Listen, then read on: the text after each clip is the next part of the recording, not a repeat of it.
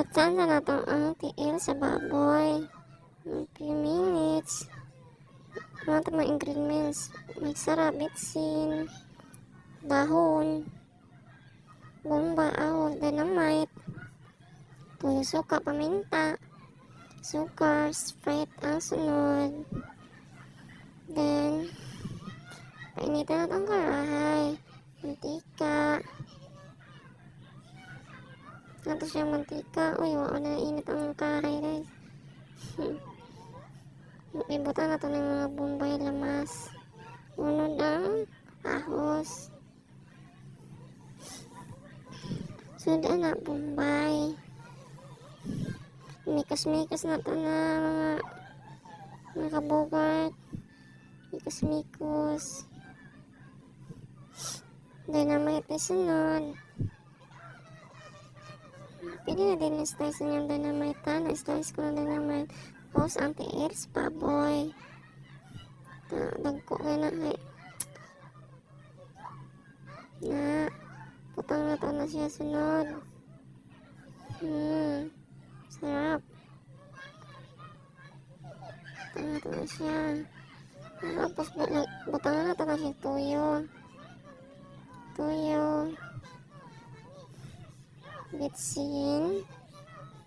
Bitsik sarap. Sukar. Ito sukar. Kasi pila butang nyo sa sukar manipikos mikos. Kailangan dyan ninyo kung tama ba timpla. Mikos na siya mga kabugart. Tatog paminta powder. Bango pa lang. Ulam na. Mikos na to na siya mga kabugart. Tilawan gamay. Natog Sprite.